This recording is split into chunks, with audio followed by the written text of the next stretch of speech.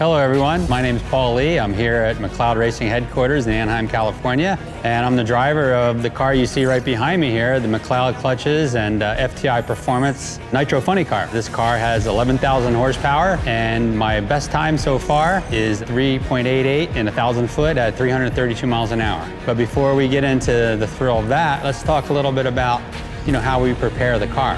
When we get to the track, we have this big tractor trailer you see behind me. And we have a crew of 10 to 12 crew members, a crew chief, a car chief. Basically, they take the car out, take it all apart, and put it together based on the weather conditions.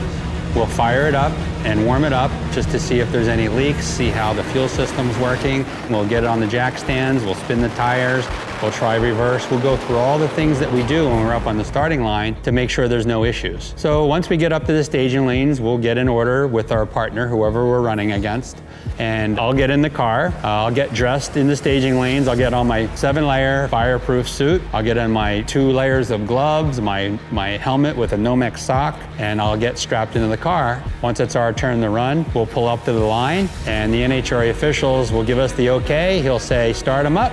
Now, once I'm in the car, I'm going through my head, what do I have to do?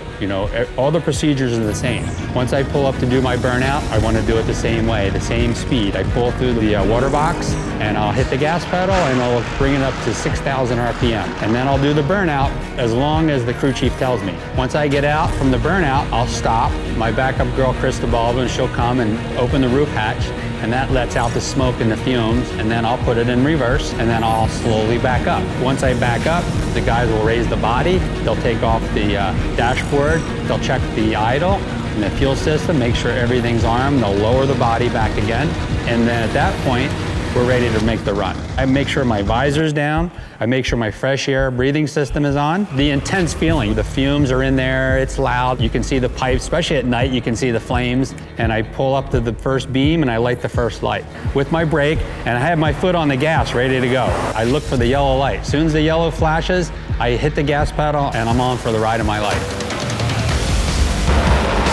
All the way, it's all or nothing.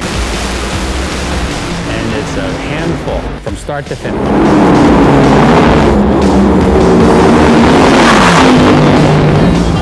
5.5 Gs, it puts you back in the seat. Pretty powerful. It's like the Jolly Green Giant would take you by the shoulders and slamming you against the wall.